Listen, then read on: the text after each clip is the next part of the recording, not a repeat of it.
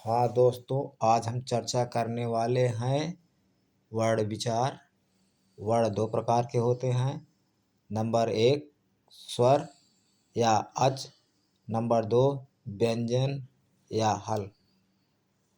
स्वर स्वर उन वर्णों को कहते हैं जिनके पूर्ण उच्चारण करने के लिए किसी अन्य वर्ण की सहायता नहीं लेनी पड़ती है। स्वर तीन प्रकार के होते हैं। नंबर एक, ह्रस्व स्वर।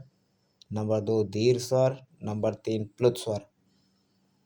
जिनके उच्चारण में एक मात्रा का ज्ञान होता है उन्हें ह्रस्व स्वर, तथा जिनके उच्चारण में दो मात्रा का समय लगता है उन्हें दीर्घ स्वर कहते हैं। और जिनके उच्चारण में तीन वर्ण तीन मात्रा का समय लगता है उन्हें प्लुत स्वर कहते हैं। जैसे आ ई उ री ह्रस्व स्वर, और दीर्घ स्वर में आ ई उ ए ऐ ओ औ। ओम में जो प्लुत स्वर हैं, तीन मात्रा का सूचक अवग्रह चिन्ह कहलाता है। स्वरों का दूसरा नाम अच भी है। इन स्वरों में जो स्थान से बोले जाते हैं उनको समान स्वर या सवर्ण स्वर कहते हैं। जैसे आ ई उ ऊ तथा री आदि समान स्वर या सवर्ण हैं। अब इसके आगे आता है व्यंजन शब्द। व्यंजन जिन वर्णों का उच्चारण स्वर की सहायता से लेनी पड़ती है उन्हें व्यंजन कहते हैं। व्यंजनों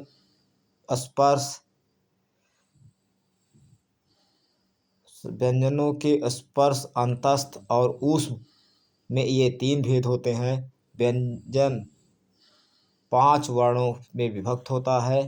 जैसे का वर्ग, का खा गा घा अंगा। चा वर्ग, चा छा जा झा इया। और टा वर्ग में टा ठा डा ढा आड़ा। ता वर्ग में ता था दा धा ना। और पा वर्ग में पा फा बा भा मा। या वर्ग या रा ला वा, ये अंतस्थ वर्ण कहलाते हैं।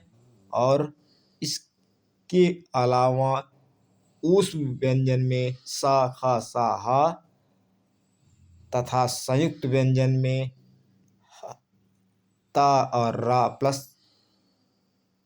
और रा मिलकर त्रा, का और सा मिलकर छ, ज और इया मिलकर ज्ञा बनते हैं।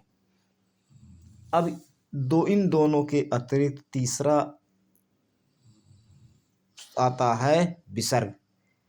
विसर्ग के दो बिंदुओं को विसर्ग दो बिंदु आगे शब्द के नहीं सॉरी शब्द दो शब्दों के आगे बिंदु को विसर्ग है। अनुस्वार क्या है? स्वर के ऊपर जो बिंदु होता है उसे अनुस्वार कहते हैं। जैसे हंस, कंस आदि। अब इसके बाद नंबर आता है अनुनासिक। अनुनासिक का अर्थ होता है व्यंजनों का दूसरा नाम हल है। यमंगणनम को अनुनासिक व्यंजन कहते हैं। जब ये वर्ण एक दूसरे के समीप आ जाते हैं तब व्यवस्था के अनुसार उसमें परिवर्तन हो जाता है। इस परिवर्तन को संधि कहते हैं। संधि एक स्वाभाविक क्रिया है। ठीक। अब दोस्तों इसके बाद फिर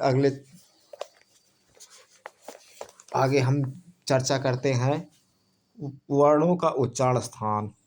वर्णों के उच्चारण स्थान में जैसे होता है सूत्र इसका एक कहा जाता है होता है। जैसे अकुह विसर्जनीया नाम कंठा। इसका अर्थ होता है आ का वर्ग, हा और विसर्ग, इन सब का उच्चारण स्थान कंठ होता है।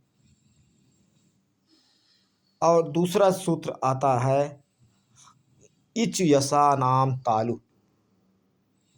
ई जैसा हमने कहा इच यसा नाम तालु, ई ई चावर, चावर में चा छा जा झा इया, टा या और सा इनका उच्चारण स्थान होता है तालु।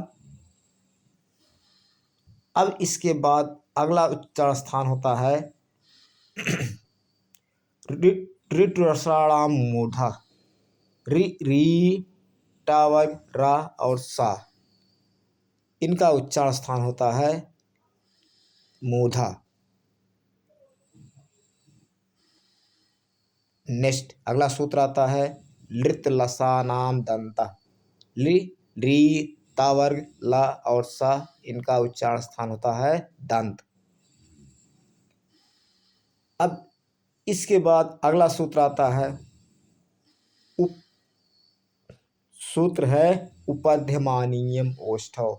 उपावर्ग मा इनका उच्चारण स्थान ओष्ठ है। अब नासिका के सहारे जिन वर्णों का उच्चारण किया जाता है उनको हम नासिका के सहारे होने के कारण क्या कहते हैं, या बोला जाता है या, मा, अंगा, आड़ा और ना। फिर इसके बाद नंबर आता है वा। वा का उच्चारण स्थान दंत और ओष्ठ दोनों होता है, क्योंकि वा को उच्चारण करने के लिए दांत, जीवा को दांत और ओष्ठ दोनों को स्पर्श करना पड़ता है। ए आय का उच्चारण स्थान आता है कंठ और ताल। फिर ओ आओ, ओ आओ इन वर्णों का उच्चारण करने के लिए कंठ और ओष्ठ के माध्यम से ही इन वर्णों का उच्चारण होता है, इसलिए इनका उच्चारण स्थान है कंठ और ओष्ठ। और इसके अतिरिक्त आता है अनुस्वार। अनुस्वार जो भी शब्द होता है वह नासिका के सहारे ही आवाज आने के कारण उसका उच्चारण स्थान नासिका है। तो दोस्तों आज